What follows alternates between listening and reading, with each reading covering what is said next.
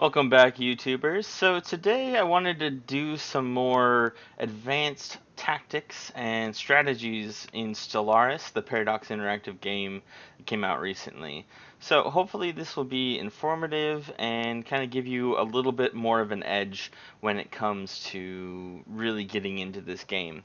So, as if you'd watched the previous video, I have my centralized Stube TV nations, and I've created just a very standard medium map here. I'm gonna show you where we're at on this one particular. So we're kind of a little bit in the middle, a little bit south, but again, it doesn't necessarily matter. It really depends on a lot of what things going.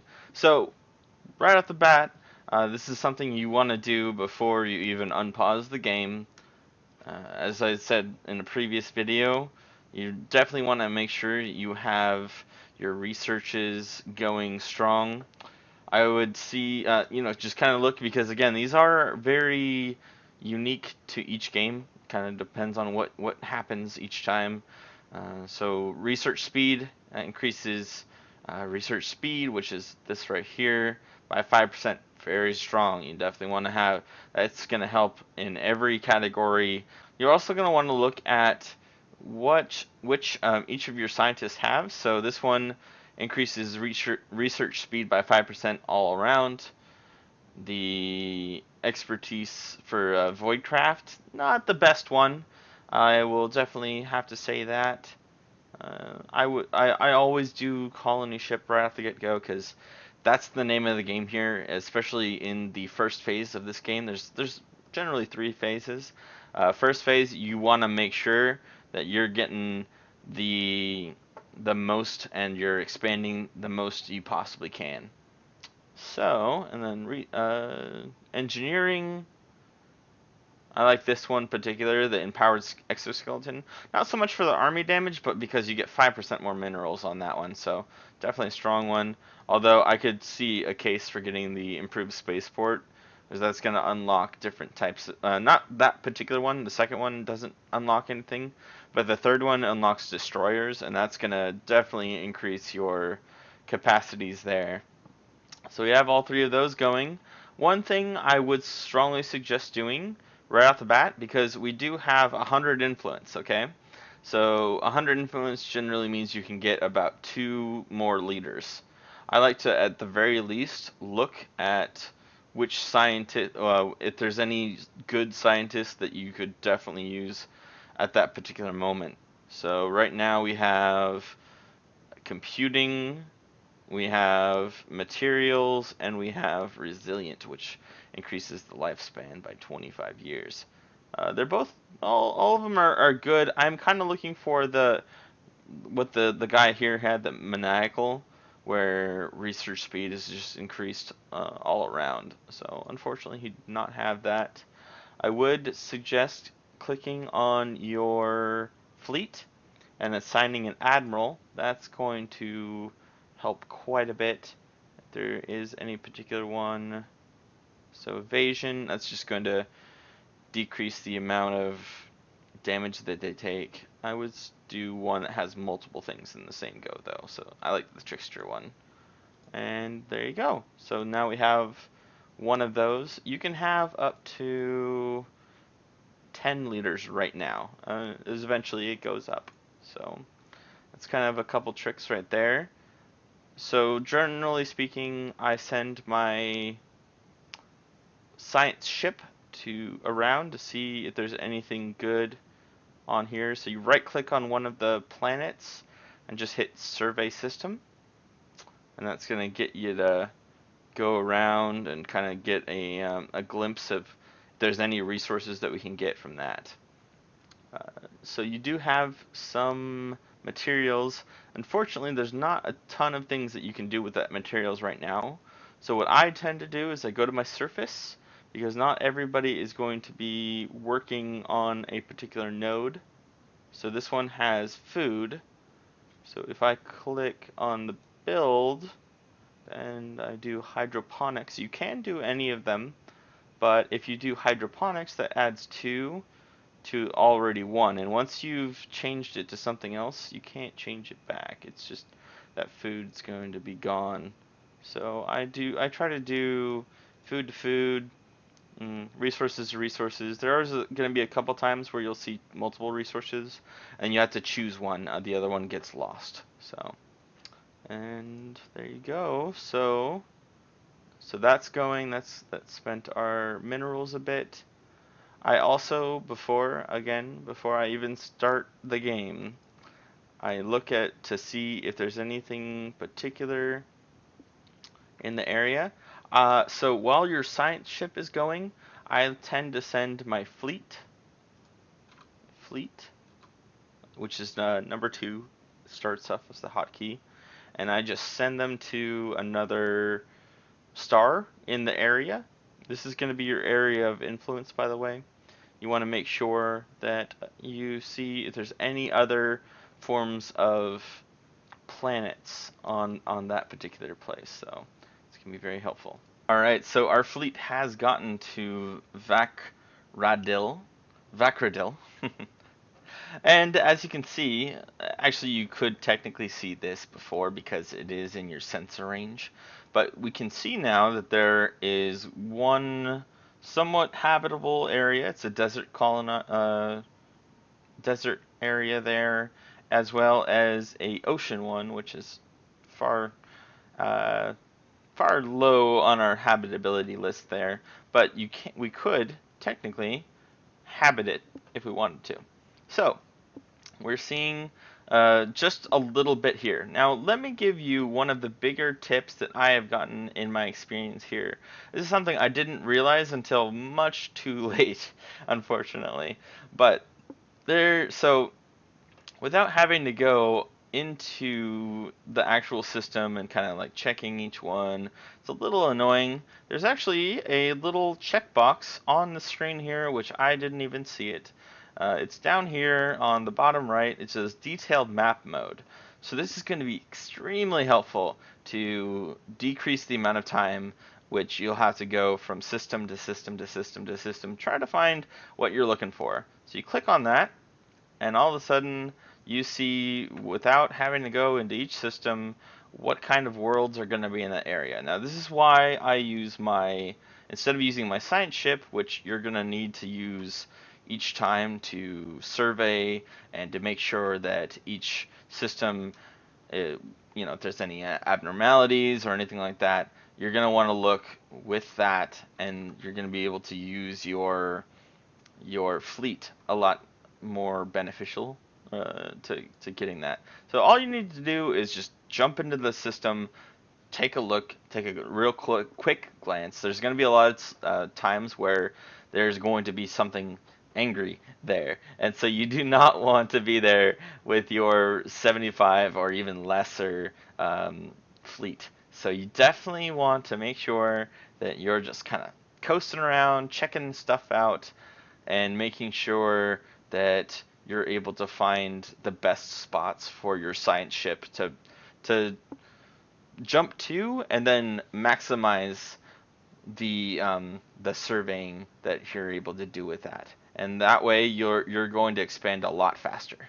So this part should go kind of without saying, but definitely want to make sure that you use your hotbound keys that you have, and you're going to see them down here in the bottom left hand corner. So you're going to have number 1 is going to be your main planet, your home world, and that's going to have lots of information there that you'll be able to use. You're going to use that a lot for the spaceport when you're building stuff, and you're just able to instantly get there without having to go down to your place and then click on the spaceport or click on your planet. Definitely a lot more beneficial to just click on that. Number 2 gets your fleet. Number 3 gets your science ship, which you'll be able to see kind of what's going on there. And number 4 is going to be your construction ship. Now, as you can see, we have gotten a +3 mineral station in our solar system. Now, at this point, we're kind of far away from getting a colony ship. What I try to do is I try to line it up as best as I possibly can to get that colony ship right when the technology drops. Because at that point, if you've lined it up correctly, you should have a planet that you surveyed correct, and you have it all mapped out which one you're going to want to jump to next, where it's going to go. So try to have that 350, which the colony ship costs mineral wise, to have that set up. So right now we only have 7 minerals. I'm gonna say at this point it'd be a really good idea to do that +3, because that's gonna bring us up to 10. It does, however, cost energy credits to run per month. So keep that in mind when you're building these stations, that there is a cost associated with that. But especially with your home system, very useful information to make sure that you maximize that one, because that's going to be your best defensive situation. Okay, so we had our first encounter here. Now it's going to say that we have met some alpha aliens and that we should proceed with caution. So this is going to give us more or less a quest, and you're going to see your situation log up here. It's also, you can push F5 if you want to. So it's going to just say investigate the alpha aliens. Now you can see here it finishes in 180 days. Oh, and we got another one. I'm gonna pause so we don't have that happen multiple times here. But so you're gonna see that these are just gonna kind of stack up, and you're gonna see alpha, beta. It just keeps going down, down, down. Now the problem with starting this right away is that it takes your society research whenever you're doing it. So what that means is that it's going to pause what you're doing on your society scientist. So your society scientist right now is trying to unlock the ship type of a colony ship. That is very important to make sure that you're getting as soon as possible. So what I tend to do in that situation is I wait and I just let them keep coming. They're not going away. It doesn't have, sometimes you'll have situations where it'll have like a time limit. These ones do not have a time limit. And so you're actually pretty good to go to just allow it to go over and over and over again. And also, don't be afraid to use the pause button, especially if you're just on a single player campaign. Like it's a good idea to make sure that you got your finger on that space bar and you're just hitting it whenever something happens, something big, and you need to make immediate decisions. Because sometimes, especially like with technology, if you're not getting a new technology in there right away, that's just wasted time, wasted effort, wasted resources. So it's a good idea to make sure that you get those things going right away. Another good tip when going around, there's going to be a couple times you'll have your what's going on with your fleet and whatnot over here. So as you can see, they're not doing too much over right now. If they have the ZZZ, they're sleeping basically. They're just kind of sitting there, not really doing anything. So each one of these ships is going to have a maintenance cost. So you can see energy credit wise, my energy credits are going down. I'm not nearly as credit wise, I'm not getting nearly as much as I used to. So what I tend to do when I have my ships just kind of not doing anything, waiting on a certain event to happen, I tend to send them back to the spaceport. So what I do is, so like with this one for instance, I hit the return button on there, and that's going to send them back to their nearest spaceport around them. So as you can see right now, he is costing us 1 energy credit per month. So as soon as he docks into there, and you can tell when they're docked by the orbital kind of green icon there, but they're going to cost us about 3/4 of what they normally cost. Now, 0.25 of an energy credit doesn't seem like a lot, but when you factor in that you're going to have multiple ships, especially your military fleet, when your military fleet docks in, they are costing you a lot more than that, and it's going to save you quite a bit on your energy. You're able to kind of, have the illusion that you have more credits than you normally would in that situation, as opposed to them flying around doing their own thing. All right, so our science ship has successfully finished a system survey of our home system. Now, because we have the detailed map mode on, if we didn't have that, it would only show us which minerals we are currently harvesting. But because we have the detailed map mode on, we're able to see that, and if it's white, that means that we're not currently harvesting it, but we have the potential to do so. So you're gonna see that there's quite a bit going on here. Also, the words will be in white, in a bright white, as opposed to a dark gray. So the next thing that I tend to do when it comes to this is find a suitable area which has the type of world that we're looking for. So this particular species, we are looking for tropical worlds. So this one over here is a good fit, and I believe there's also one over here that has a reasonable fit. Now each one, I mean, we have two options here, so we had to pick out which one is going to be a better fit.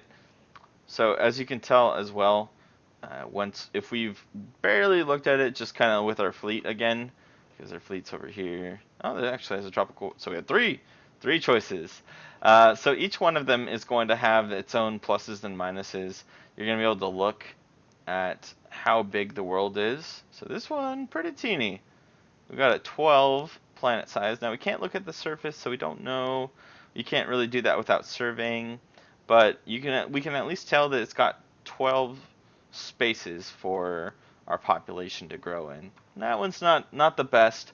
I would also say geographically wise, because you're gonna have it'll expand our area of influence to about like that.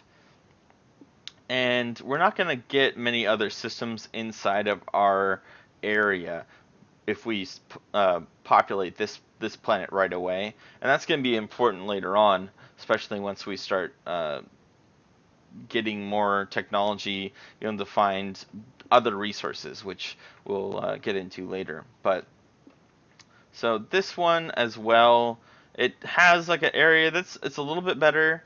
Let's see what the planet size is. So again, we have that one. So 16, that's actually pretty good planet size-wise. But again, the problem with this one is we're going to expand here. We might get that one, maybe. But again, we don't even know what's there. But it's yeah, it's a reasonable option.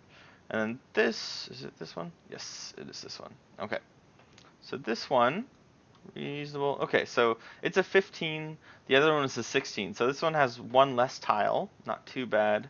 But the benefit of this one is we will definitely get all three of these systems in our area. And that's going to increase the amount of everything going on. So I would say in this situation that this is the next one that we're going to want to survey. So, oh, that is the wrong fleet altogether.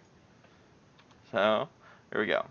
And so you can go down into the system and click on it to survey if you wanted to get it right away. For instance, if you have like a colony ship already pre-built and you just need to get in there right away and find that planet and then be able to colonize it right away, I would suggest doing that. But for this situation, right click, survey system, it's going to go and as the most efficient way that it possibly can, and then just go from there. Alright, so our scientist has found an anomaly. These tend to be kind of while you're surveying, you're going to see them rather often. They kind of range depending on how difficult the level is. So this particular one, really hard.